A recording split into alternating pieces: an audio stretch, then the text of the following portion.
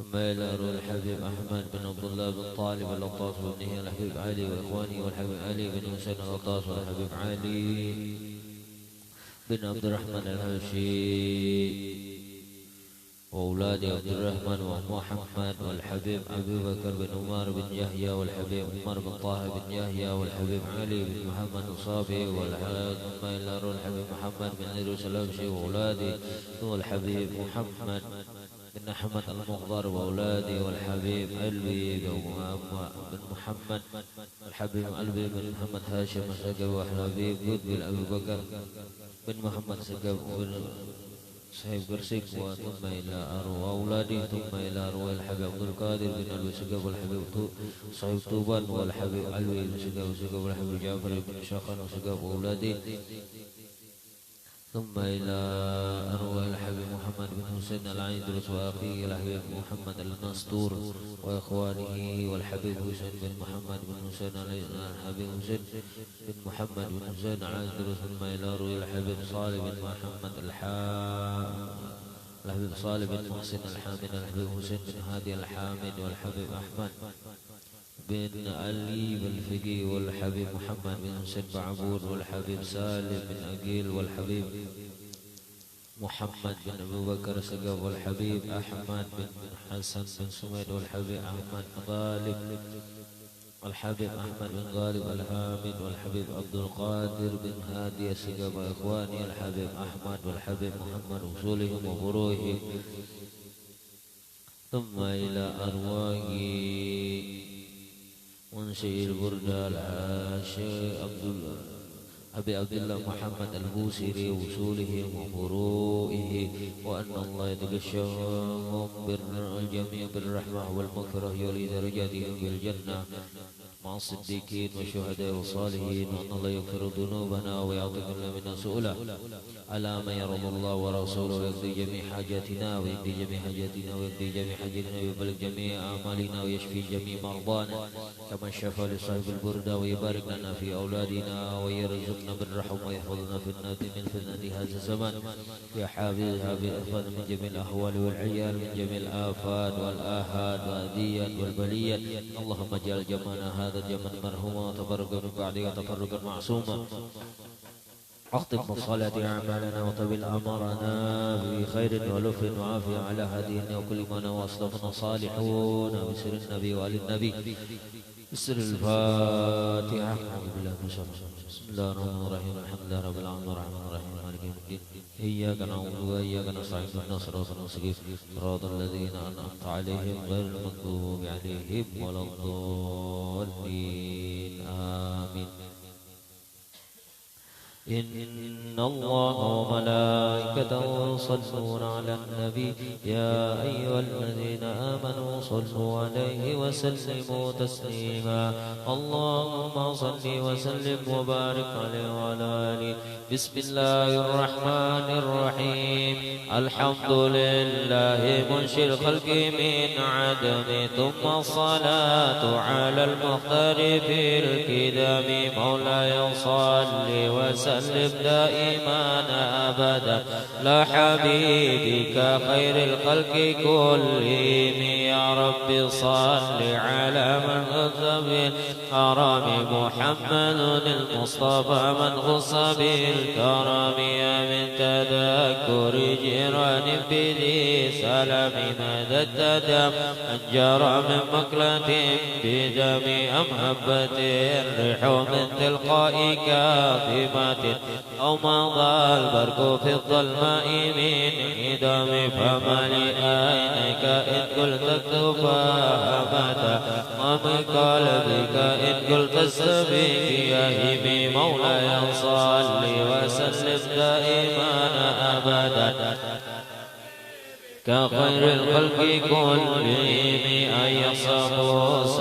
أن الحب منكتب ما بين منسجم منه ومضطرب لولا الهوى لم ترك دمعا على طلال ولا أريك لذكر البني ولا علم فكيف تنكر حبا بعدما شهدت به عليك عدل الدم وتقم بدل وجد خطي عبرة وضنا مثل البهار على خديك والعنامين أمصرا طيب من أهوى وأرقني والحب يعترض اللذة بالألم مولاي صل وسلم على حبيبك خير الخلق كلهم يا لائم في الهوى العذري ماهرة مني إليك ولو أنصف سلام قالوا معدك حالي لا سر بمنصر الوشاة ولا داعي بمنحصم محطني النصح لكن لست أسمعه من المحيط عن الأدل في صمامي إني ذهبت نسيها الشيب في عدل والشيب أبعد بنطق أنيتها مولاي صل وسلم إيمانا أبدا على حبيبك خير كلهم فإن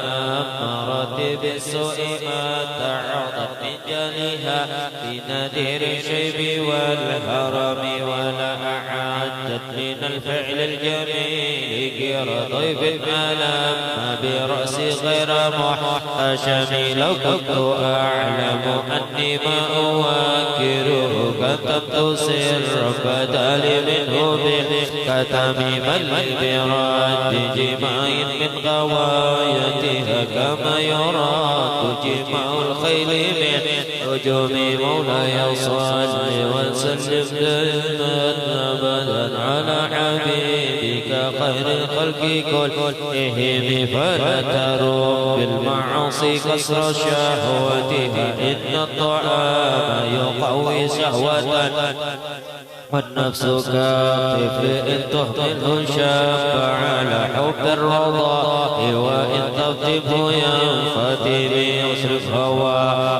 حذر أن توليه إن الهوى ما تولى يصلي أو يصيب ورائها وهي في الأعمال سائمة وإن هي استحلت المرء فلا تصيب كم حسنا أدت للمرء قاتلا من حيث لم يدري أن السم بالنسم مولاي صل وسلم إيمانا أبدا على حبيبك خير الخلق كلهم وشد سائس من جوع ومن إباء فربما مسات صل من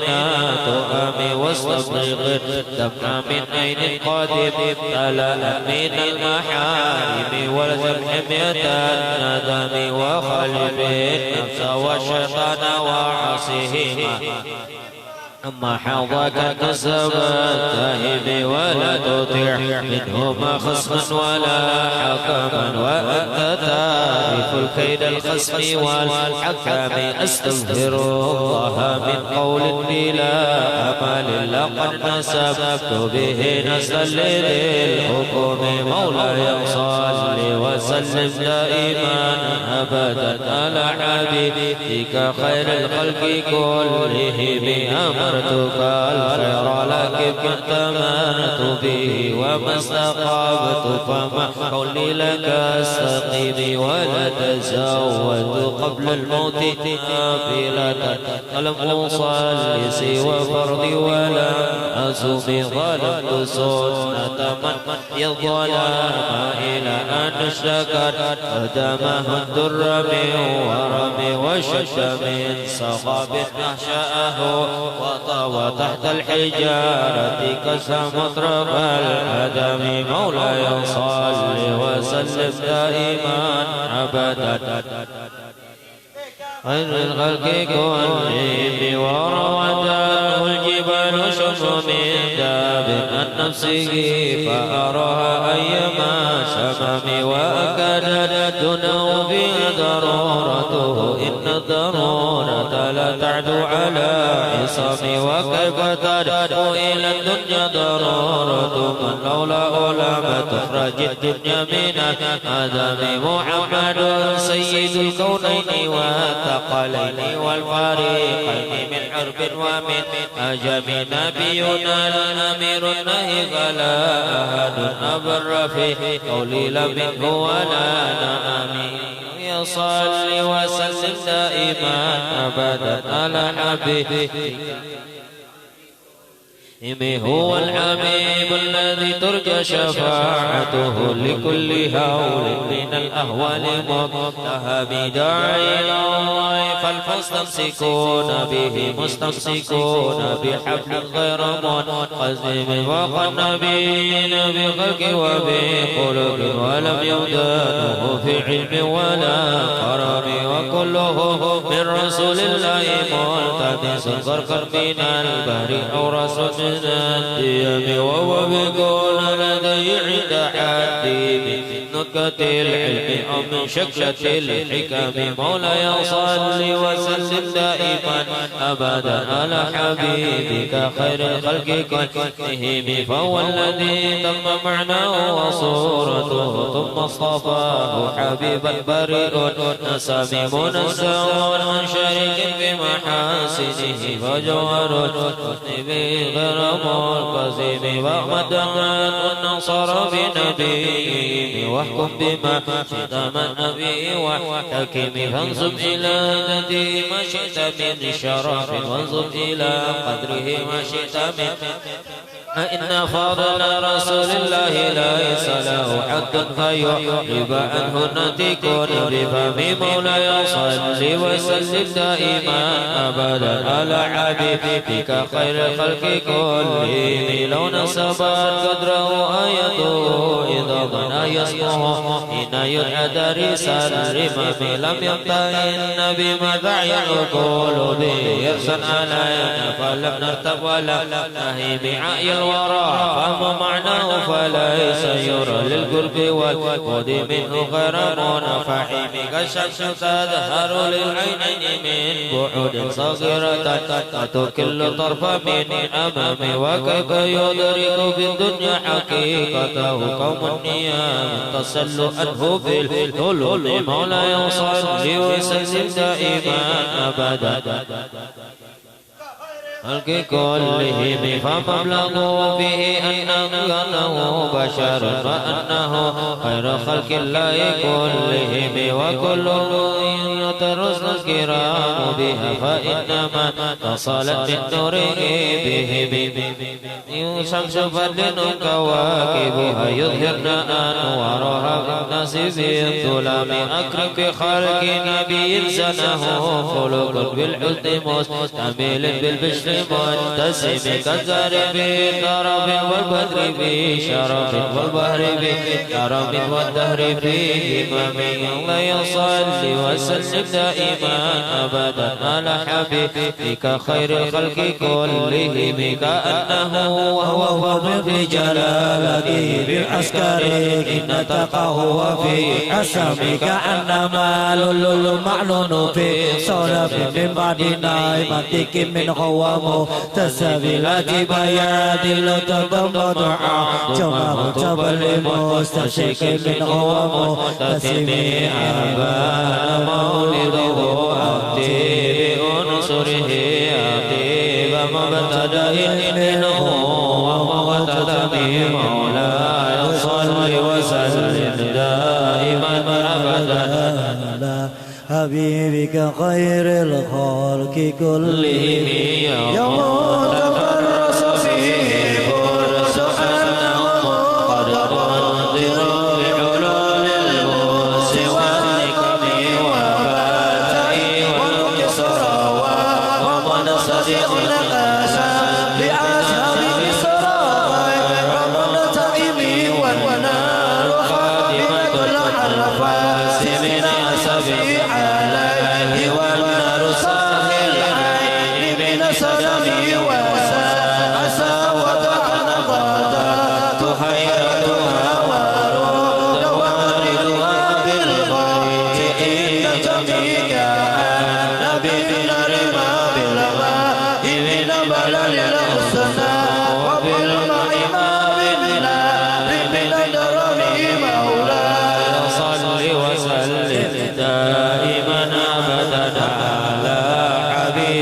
خير الخلق كلهم والجن تعزف والأموال صائعة والحق ينهر بمعنى ومن كلمه عام وسام فعيلان وبشائر لم تسمع وباركة الإهلال لم تسمي من بعد من عبر الأقوام مكائنهم بأن دينهم المروات لم يكن وبعدما يلو في الحق من شرب منقادة المغمى بالعهد من صنم حتى عدا طريق الواهي منهزم من الشياطين يقفوا إسر منهزم مولاي صل وسلم دائما أبدا على نبيك خير الخلق كلهم كأنه مهربا أبطال أبرأت الحواس قرروا بالخصائر حتى يهربين بجلت به بدأ تسفيه ببطنه ما نبجل مصابه من عشاء ملتقم جاء بدعوته الأسجال ساجدة تمشي إلهي على ساكن بلا قدم كأنما سسرا لمن كتب فروعا من بديع الخلق باللقم مولاي صل وسلم دائما أبدا على حبيبك خير الخلق كلهم بالرغمات أن سائرة تكيه هروات سل الحجير حامي أقسمت بالقمر المنشك إن له من قلبه نسبة مبرورة القسم وما هو الغر من خير ومن كرم وكل طرف من كفار أنا أمي والصدق في الغر والصدق كل مبدرين وهم يقولون ما بغير من أرمي جنة ما وضل من كبوت خير البرية لم تكسد ولا تنتهوا بمولاي صل وسلم دائما أبدا على حبيبك خير الخلق كلهم بقاية الله أنت مضاعفة من الدروب وأنا من الكتب وسمن درر واستجرت به لون تجيور من ولا تمسك بدرين يده إلا استلمت ندى من خير مستلم تذكر ويمر إن له قلبا إذا جمت العينين لم ينم وجدك حين بلوغ من نبوته فليس يقر في حل وتلم مولاي صل وسلم دائما أبدا على نبيك خير الخلق كلهم تبارك اللهم ويحيي مهتسب ولا نبي على نبي بمهتاب كما امرأ وصف باللفظ راحته وأطلعت أريد بالرقة الأمام وعين سنة شفاعة دعوته حتى حقت كرة بعسور الدوم بحرد جدعت تبطابي شف من جميع صيصين العارم مولاي صل وسلم دائما أبدا على حبيبك خير الخلق كلهم دعني ووصي آية له ضرات دورنا الكرام ليلى العالمين الدور يدعو حسنا ومتدمون قال سينقص قادرا غير منتظمين فما تطول آمال مدينة من كرم أخلاق وشيم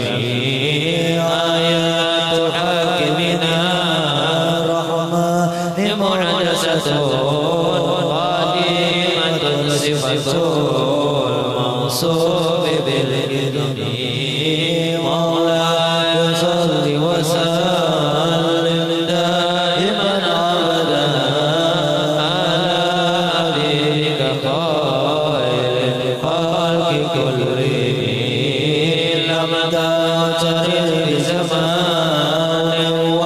ويتوبرنا عن المعاد وعادي وأنيرني لا تبعد خفاق وتقول معجزتي من النبي جاء ولم تدني محاكمات فما تبغي من صبغي لجسقاق ولا تبغي من حقمي ما حربتك إلا عاد من غربي هذا الآن إليها الملك يا سلامي رادت بلاغتها دعوى مؤردها راد الغيور يدا الجميع عن الحرم مولاي صل وسلم دائما أبدا على حبيبك خير الخلق كلهم لها معاني كموج البحر بمدد وفاق جوهره في الحسن والقيم وما تعد ولا تحصى عجائبها ولا تصف على اكتساب سخطي براكها إبقارها فقلت له لقد كبرت بحبل الله واعتصمي انت خائفة من نارنا لظى قد فاق لظى من وردها سبيبي كان هدايات وجوبه من العصاة وقد جاءوا كالأمم مولاي صل وسلم دائما أبدا على حبيبك خير الخلق كلهم وكاسرا وكاميزان معدلة بالقصد من غيرها في الناس لم يقم لا تعجبا لحسود الرأي ينكرها تجاهلا وعين هذه الفهم كتمطر عند شمس الرمد لا ينكر مقام الماء من سخفه يا خير من يمام عفو نساته سيرفع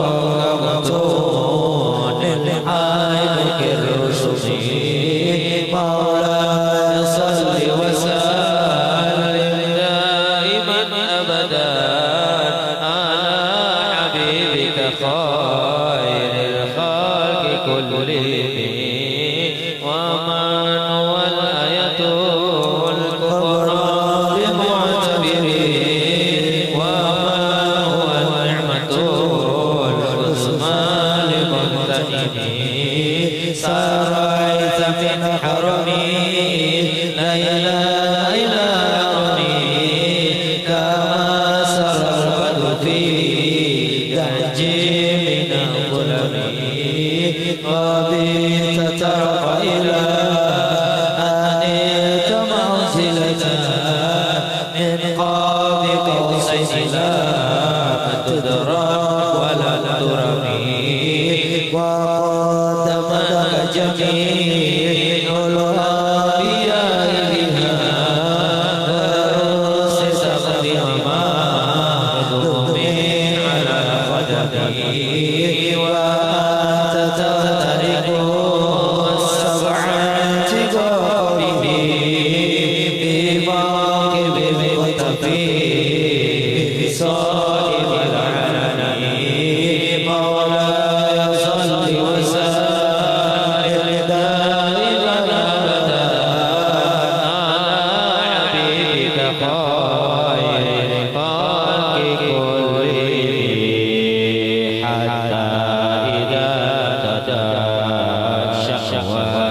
المستبين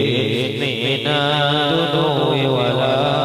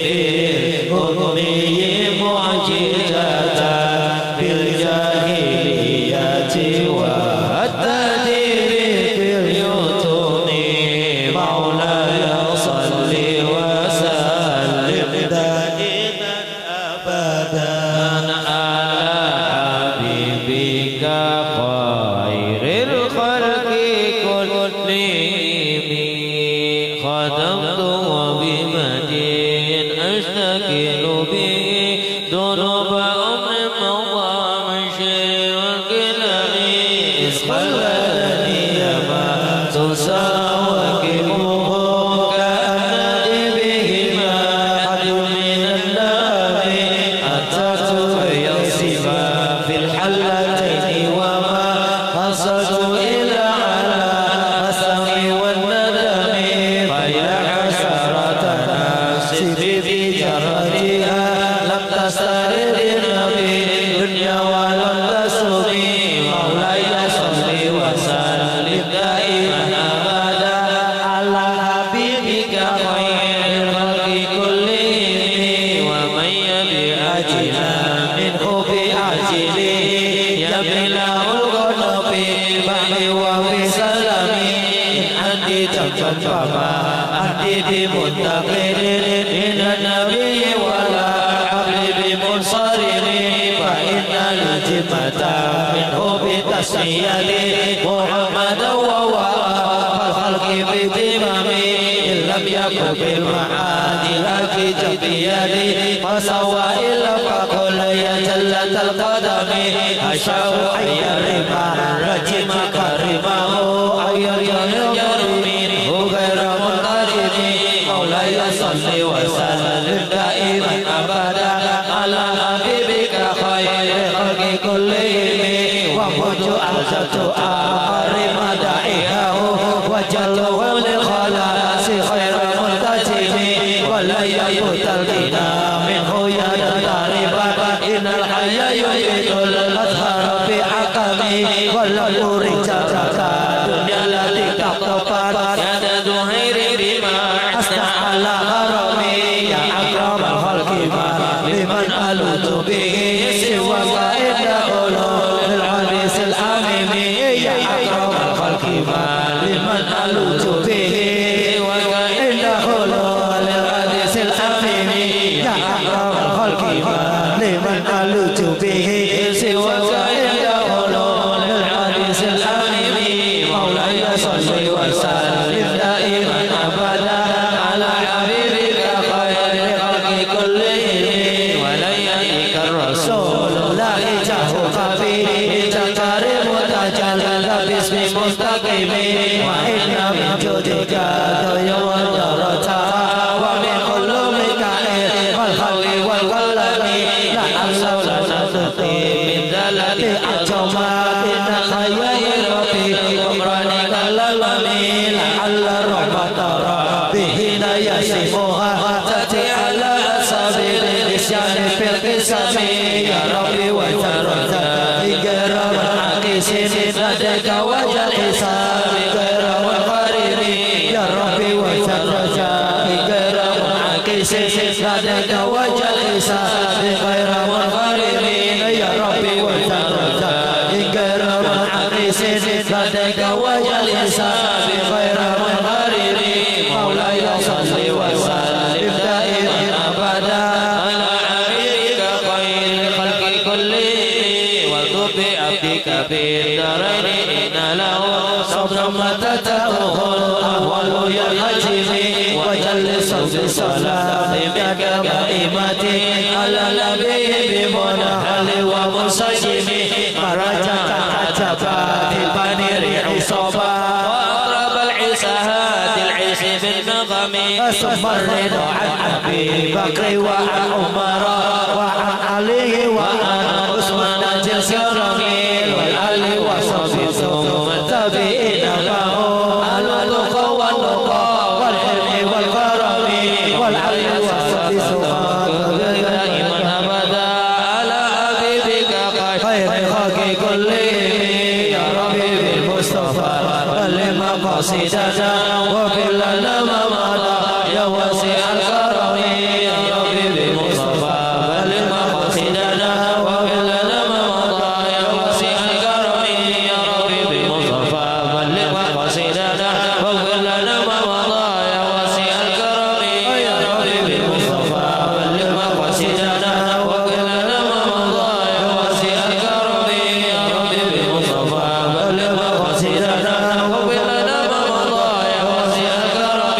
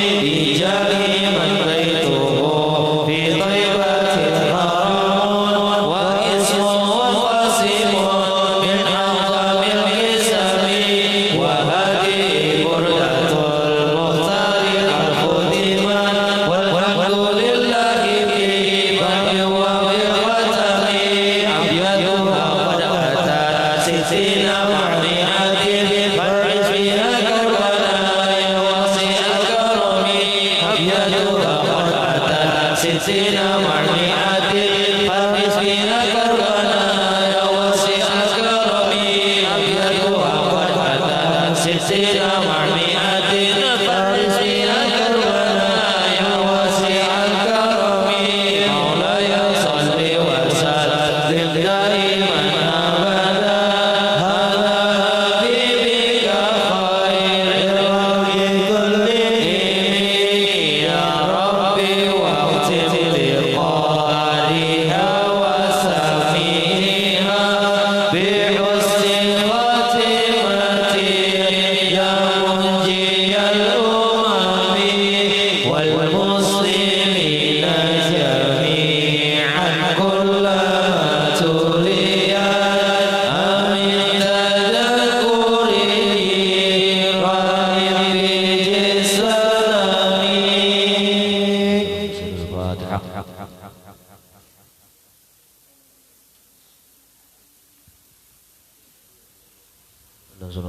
صراط الذين أنعمت عليهم غير المغضوب عليهم ولا الضالين Amin. Bismillahirrahmanirrahim. Alhamdulillahi rabbil alamin wassalatu wassalamu ala asyrafil anbiya'i wal mursalin wa ala alihi washabihi ajmain. Allahumma shalli ala sayyidina Muhammad wa ala ali sayyidina Muhammad. Alhamdulillahi rabbil alamin. Allahumma shalli wa sallim ala sayyidina Muhammadin abdika wa nabiyyika wa sayyidina nabiyil ummi wa ala alihi wa sahbihi wa sallim. Assalatu wassalamu alayka ya Rasulullah wassalatu wassalamu alayka ya Habiballah wassalatu wassalamu alayka ya anbiya Allah wa ala alikum wa ashabikum ajmain. Alhamdulillahi rabbil alamin. حمدا للذاكرين حمدا يوفي نعمه ويكفي مجيدا نحمدك على جميع نعمك ما علمنا منها وما لم نعلم ونشكرك على جميع نعمك ما علمنا منها وما لم نعلم وعلى كل حال اللهم يا محول الحال حول لنا آمين يا الله اللهم يا محول الحال حول لنا إلى سن الحال اللهم يا محول الحال حول لنا إلى سن الحال اللهم صل وسلم على سيدنا محمد وعلى آله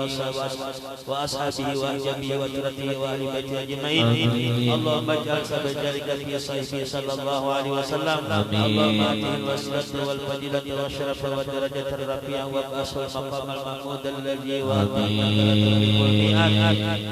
اللهم اشرنا والهادرين في جمرته وأمتنا على سنته واستغفرنا بطاعته وأوردنا حوضه واسقنا من يده الشريفة وشربة الحياة المريئة لا نكبر بعدها أبدا. ثم في صحبه آبائه وإخوانه من الأنبياء والمرسلين والملائكة والمقربين من عباد الله الصالحين. ثم في صحبه أصحابه الهاديين المهديين والراشدين والمرسلين والقلبين والفخر الجليل سادتنا وإخوتنا أبي بكر وعمر وعثمان وعلي. ثم في صحبه السبتين الشهيدين المكرمين أبي محمد الحسن وأبي عبد الله الحسين والعمين الشريفين عند الله وعند الناس أبي عمرة وحجة وأبي الفضل العباس والحسين والمهاجرين وأزواجه الطاهرات أمهات المؤمنين وجميع الصحابة والقرابة والتابعين والتابعين ومن تبعهم بإحسان إلى يوم الدين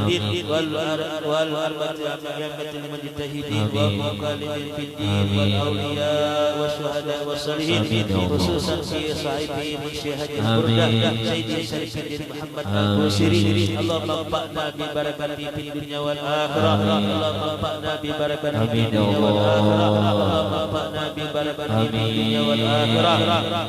ثم في صحبه أولياء الله تعالى جميعا من أقطاب وأنجاب وأوتاد والأبدال ورجال وجسد من مشرق الأرض إلى مغاربها أينما كانوا وأينما حلت أرواحهم يا رب العالمين. اللهم انفعنا ببركتهم وانفعنا من نفحاتهم وأمدنا من أمدادهم وألهمنا من رحمتهم وإن علينا وعليكم وعلى المسلمين من بركتهم ومن بركة علومهم وأنفسهم الطاهرة في الدين والدنيا والآخرة. إنك على كل شيء قدير برحمتك يا أرحم الراحمين. ثم في صحائفنا وصف الحاضرين والساجدين ووالدينا ووالدهم وأمتنا وأمتهم وأمة المسلمين والمسلمات والمؤمنين والمؤمنات أجمعين. اللهم اجعل جمعنا هذا جمعا مغفورا وتفرقنا من بعد تفرقا معصوما ولا تجعلهم فينا ولا معنا ولا حوالينا محروما ولا مصروفا ولا عن بابك مطرودا. حب اللهم بفضلك مسيئنا لمحسننا ومحسننا لعاملنا وآلمنا لعاملنا لنا لمحسنا آمين وهب لنا جميعا لمنك وكرامتك برحمتك يا أرحم الراحمين اللهم اجعل آخر كلامنا من الدنيا شهادة أن لا إله إلا الله وأن محمد رسول الله وأنبتنا عليها غير مفتون ولا فاتن ولا مغير ولا مبدل يا رب العالمين اللهم إنا نسألك من خير ما سألك منه نبيك سيدنا محمد صلى الله عليه وسلم ونعوذ بك من شر ما استعاذك منه نبيك سيدنا محمد صلى الله عليه وسلم إن الله وملائكته يصلون على النبي يا أيها الذين آمنوا صلوا عليه وسلموا تسليما اللهم صل وسلم على سيدنا محمد وعلى آله وصحبه أجمعين سبحان ربك رب العزة عما يصفون سبحان ربك رب العزة عما يصفون الحمد لله رب العالمين اللهم صل على سيدنا محمد النبي الأولين والآخرين وسلم رضي الله تبارك وتعالى عن سادتنا وشباب رسول الله أجمعين بسم الله الرحمن الرحيم يا رب العالمين اللهم صل على سيدنا محمد وعلى آل سيدنا محمد الأمين اللهم صل على روح سيدنا محمد بالأرواح ولا جسر بأسر ولا قبره بالقبور اللهم أنزل الرحمة والمغفرة وشفاعة النبي صلى الله عليه وسلم على أرواحهم خصوصا إلى أرواح أسماء المذكور في هذا المجلس المبارك صلى جميع مشايخنا ومعلمنا ولمن له واجب هدوك علينا خصوصا سيد البارك وربي سيد الحبيب حسن محمد باهر وصوله وفروه ثم إلى أرواح مشايخنا ومعلمنا بمشارك الأرض المغربية والحبيب علي بن عبد الله semua Muhammad Hasan Muhammad Hasan Berbanjir Habib Hasan bin Yahya Sultan Sulaiman Khalifatul Mukminin wal Habib Muhammad bin Hasan bin Yahya ila arwahi ila arwahi jami' masyayikhina wa muallimina ajmain wa ila arwahi Syarif bin Surat Sawajan bin Abdullah Haji Ahmad bin Salam wa Bainam Ditasmin wa Muhammad Zainal Ansari bin Armadi wa Ari bin Sa'ad Tarjih Abdullah Marsudi bin Bagal Huda Saman Musa bin Haji Masyadi Haji Muntad bin Jalil Saran bin Haji Rais Haji Sati Muhammad Aba Haji Sadi bin Dazan Haji Sani bin Tobat Haji Kamsi bin Haji Sani Tarwa Haji Riyah bin Jagar wa Abdullah Hawan wa Mukhtar wa Ruqiyah wa Bariyah Haji Gumri bin Diris wa Siti Jubaidah binti Haji Tarmidi wa Haji Tarmidi bin Dahlan wa Haji Darman bin Haji Rais wa ila arwahi Haji Siti binti Jamal Kumala binti Tarum Masra binti Janal Haji Musyahid binti Gasir Kumala binti Abdullah wa Sabla binti Samara binti Nawa Asmuna bin Abdullah Isa binti Abdullah Tarum binti Abdullah Rasla binti Abdullah wa Janwa binti Diris Juraidah binti Haji Darman Sayyid Aisyah Dimahurni Kulubin Bintah binti Ma'il bin Ulal Habib Hamdan Abdullah Haji Rukani bin Haji Haji Jintan di Haji Sanin wa Haji Harun bin Muhammad Asram bin Salman wa Salman bin Yahya thumma ila arwahi Hajjah Mastika binti Haji Isa wa thumma ila arwahi Haji Salim Zaman bin Haji Abdul Samad wa Umi Haji Fauziyah binti Haji Salim Zaman wa Abi Haji Alwi Mahfud Badris wa thumma ila arwahi Nursiyah bin Hajjah Nursiyah bin Sendung wa Juwayah bin Hajar Mana bin Abdullah wa Jagamsiyah binti Haji Sanin Nurliani binti Herman Jain Sumar bin Abdul Jalal binti Marwa binti Majid wa Haji Abdul Hadi bin Babas Haji Kurnain bin Zakaria Haji Mansah bin Ja'far wa Haji Maslah binti Duhuk wa Haji Jandra bin Abdullah Miskab bin Jandra wa ila arwahi Nur Sabah binti Duhuk wa ila arwahi Ahmad Yudian Sah bin Yuda Martin Bustani bin Kurnain Artini binti Sakiman Mukanah binti Sadin Masni binti Asra wa Asra bin Ais wa Rusdi bin Dahlan Mastalia binti Mayasin wa Arsyad bin Saleh Tiris bin Abdullah Haji Nasir bin Husain Haji Hasaniyah binti Sur wa Haji Hamid bin Ahimah thumma ila arwai arba'in binti Asrat Salman wa Ali Rawan bin Dahlan wa ila arwahi Susan ila arwahi Mustajil Kiram Kiai Haji Asli Husni bin Jaim wa thumma ila arwahi Muhammad Nur bin Amir wa Yurhani binti Mukri wa ila arwahi Habib Maulana Abdul Hamid bin Abdullah Segab wa ila arwahi Syarifah Zainah binti Abdul Qadir Ba'bud wa thumma ila arwahi Habib Faisal Al-Habib Salim bin Faisal Al-Baiti wa thumma ila arwahi Muhammad Adil Ja'far Segap wa Mustafa Segap Al-Idrus wa Babah Nur Syibab Tegalab Al-Idrus wa thumma ila arwahi Al-Habib Idrus Husain Ba'awud wa thumma ila arwahi Al-Habib Idrus bin Husain Al-Habsyi wa Syarifah Gamal binti Habib Husain Al-Habsyi wa thumma ila arwahi Haji Abdurrahman دهلا وصولهم فروحهم جميع آبائنا وأمهاتنا من الحاضرين وإلى من توفي في هذا اليوم المبارك اللهم اغفر لهم وارحمهم وعافهم واعف عنهم ولا تجعل قبورهم روضة من رياض الجنة ولا تجعل قبورهم رحمة فرنيرا اللهم اجعلهم من تمام النبي صلى الله عليه وسلم في قبورهم برحمتك يا أرحم الراحمين اللهم اغفرتك وصاب ذنوبنا ورحمتك أرجعنا لمن عملنا ربنا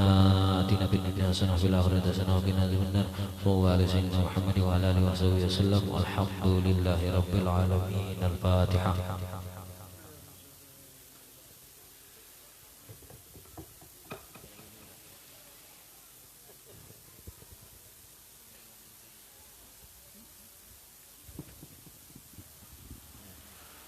Bismillahirrahmanirrahim.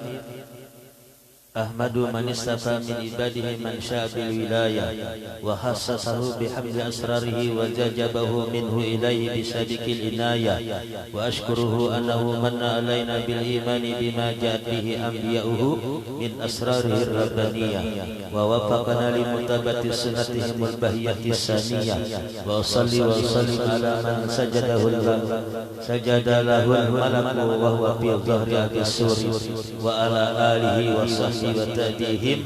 min kulli nabiyyin nuri wa ba'du.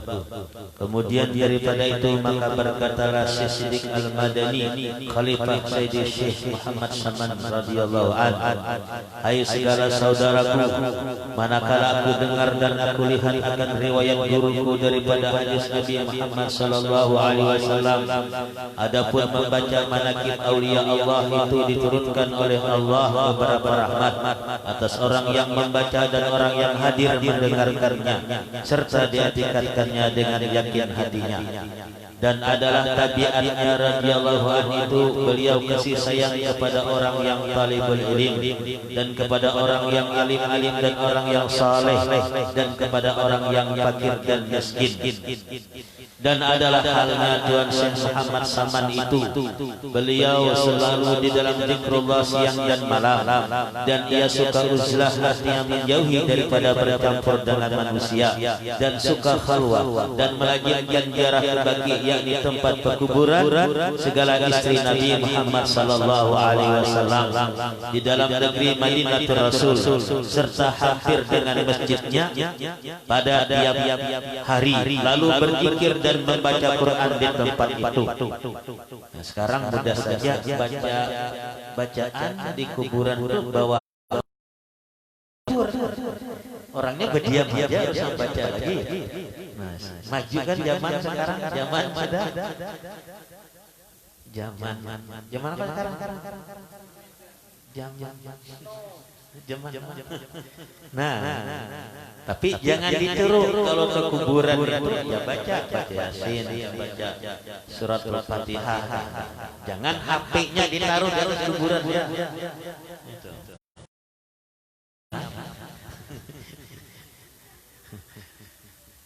Berzikir dan membaca Quran.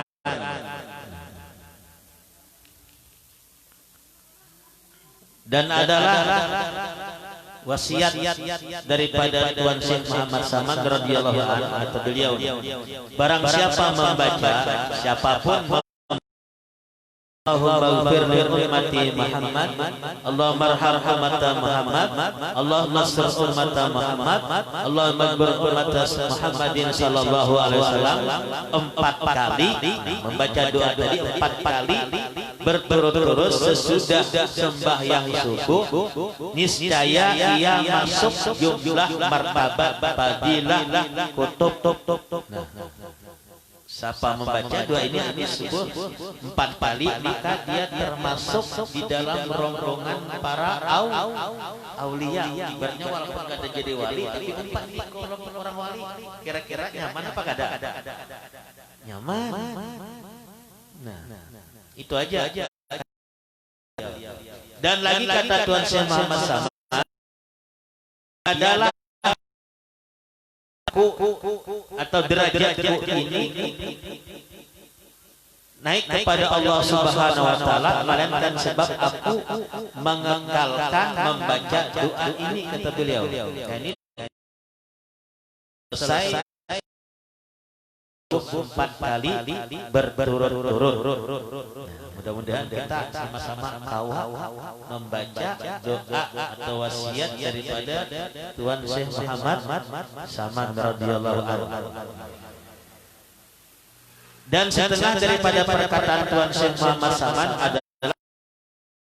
perkataan Tuan Syekh Abdul. Beliau,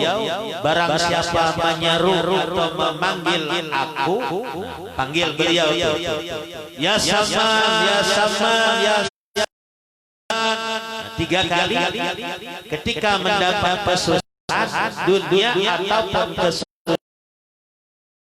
hadirlah aku serta aku tolongi dia. Nyaman. Ya Saman, ya Allah, beliau datang. Tapi syaratnya ya.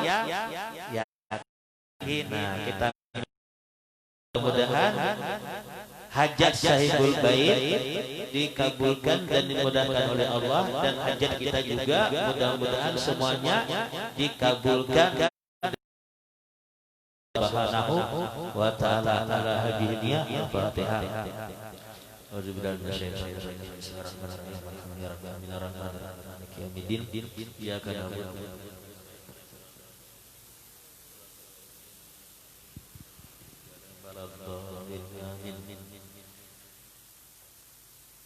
halaman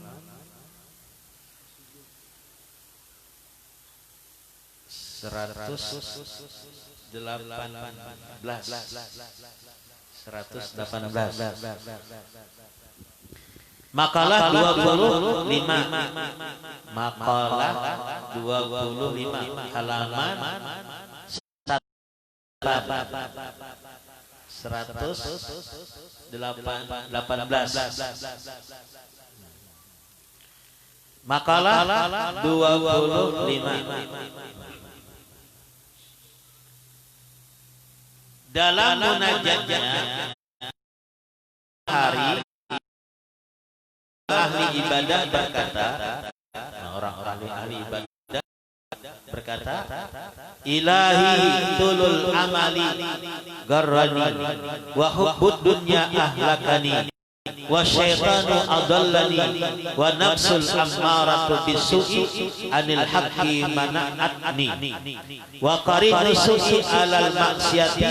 a'anani fa'agisni ya giyasal mustagisin fa illam tarhamni faman dalladhi yarhamuni ghairak. Oh Tuhanku, mereka mengadu di malam hari ini, orang-orang ahli ibadah. Oh Tuhanku,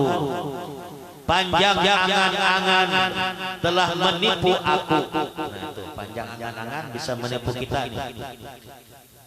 Panjang angan-angan telah menipu aku. Kecintaan terhadap duniawi telah mencelakakanku. Orang yang cinta kepada dunia katanya bisa mencelakakan. Syaitan juga menyesatkan jalanku. Nah, jadi orang yang sesat jalannya itu disesatkan oleh syaitan. Hawa nafsu itu telah menghalang-halangi aku dari kebenaran. Hawa nafsu. Dan teman yang jahat telah membantu aku melakukan maksiat. Jangan berkawan, namun kada yang baik. Jadi berkawan yang baik-baik aja. Nah, dan teman yang jahat telah membantu aku melakukan maksiat. Maka tolonglah aku, wahai Tuhan penolong, terhadap mereka yang mohon pertolongan. Dan jika Engkau tidak memberiku rahmat, maka siapa lagi selain Engkau yang dapat mati aku. munajatnya segolongan tentang panjang angan-angan, panjang hayalan. Allah mencela dalam satu ayat Al-Qur'an, "Darhum ya'kulu wa yatamatta'u wa yulhihimul amalu fasawfa ya'lamun." Biarkanlah mereka, kata Allah, biarkanlah mereka di dunia ini makan, bersenang-senang, dan dilalaikan oleh panjang angan-angan, maka kelak mereka akan mengetahui akibatnya. Tunggu Allah. Biarkan mereka makan, minum, senang-senang, biarkan. Awas, waspada, kata Bang Nafi. Hati-hati, kita sama-sama. Kecintaan dunia dapat merusak atau mencelakakan diri seseorang, sebagaimana Nabi Shallallahu Alaihi Wasallam bersabda, "Man usriba qalbuhu hubbad dunya,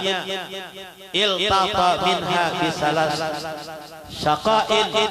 la yanfadu anahu, wa hirsin la yablughu ginahu, wa amalin la yablughu muntahaha." Barang siapa hatinya diracuni kecintaan dunia,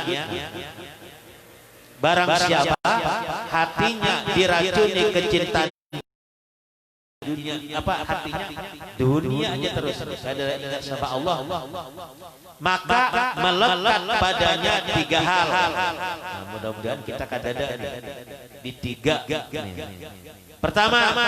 kecelakaan tidak akan habis kesusahannya. Nah, itu orang yang cinta terhadap dunianya. Kecelakaan tidak akan habis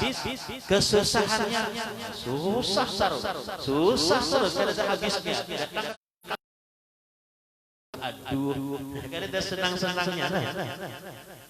Apa sebabnya? Kecintaan terhadap dunia. Yang kedua, tamak yang tidak akan sampai kepada kepuasan. Rakus tadi, tidak ada pernah merasa cukup. Yang ketiga, dan angan-angan yang tidak akan sampai ke batas penghabisan, kecuali sudah menemui kematian. Baru habis. Satu lagi tentang nafsu amarah. Nafsu amarah ialah hawa nafsu yang duniawi dan keinginan.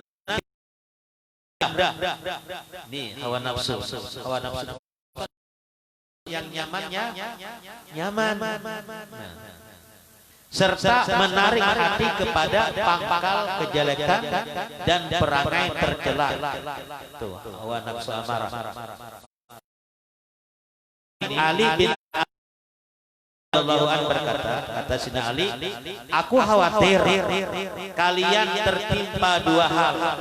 Kita nih, kata Sina Ali, aku khawatir kalian tertimpa atau kena dua hal. Pertama, ketaatan terhadap hawa nafsu dapat memalingkan dari kebenaran. Yang kedua, panjang angan-angan dapat menghilangkan kepentingan akhirat. Ad-Darani berkata pula, amal perbuatan utama ialah melawan hawa nafsu. Abu Sulaiman Ad-Darani, amal perbuatan utama atau yang paling utama ialah melawan hawa nafsu. Tentang pengaruh buruk dari teman yang jahat, Adi bin Zaid mengatakan dalam syairnya, dari Bahar Tawil ada sebuah syair, jangan bakawan yang kada baik. Syair, Anil mar'i la tas'al wasal an qarini fakullu qarinin bil muqarin yaqtadi. Idza kunta fi qaumin fasahib khiyarahum wala tashabil arda fatar ar-radi. Jangan engkau bertanya kelakuan dia, tapi tanyakanlah siapa temannya. Nah, misalnya kita ingin mengetahui siapa misalnya si A, kita ingin mengerti nih si A nih kayak apa tingkah lakunya, sifatnya, adabnya. Nah, lihat kawannya siapa. Oh, kawannya si B. Si B ini kayak gini, berarti si A kada jauh. Nah, kada jauh. Karena setiap manusia atau setiap teman selalu mengikuti kelakuan temannya. Nah, karena setiap manusia selalu mengikuti kelakuan temannya. Nah, kada jauh tuh, lihat aja tuh.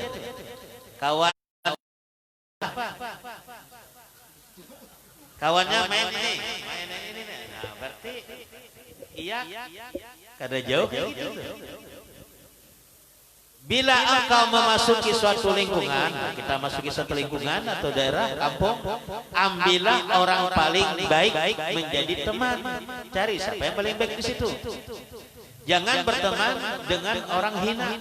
karena engkau akan menjadi hina. Wallahu a'lam bishawab. Nah, jangan berkawan sembarangan, pilih kawan yang baik. Kita minta kepada Allah mudah-mudahan kita selalu diberikan taufik dan hidayah serta kesehatan. Amin. Dan dijauhkan daripada bala dan musibah. Ala hadiin ya al-Fatihah.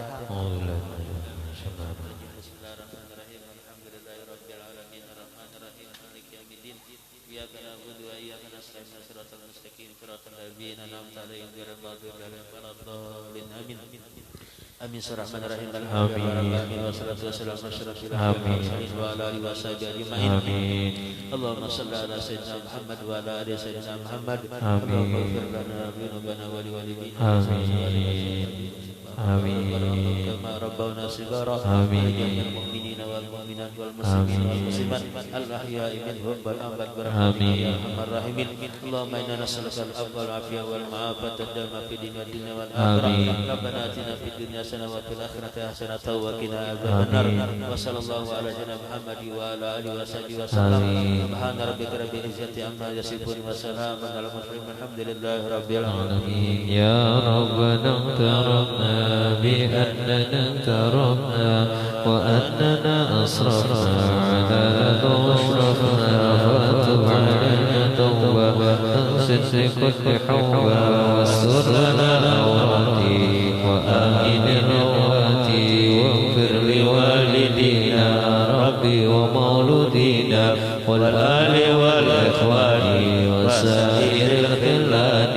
وكل ذي محبة أو جيرة أو صحبة والمسلمين أجمع. آمين ربي اسمع فضلا وجودا لنا باكتساب منا بالمصطفى الرسول نحظى بكل سود. صلى وسلم ربي وأهليات الحب وآله وصحبه عدد الشسوي. والحمد لله في البدء والتناهي والحمد لله في البدء والتناهي. تقبل الله منكم تقبل يا كريم.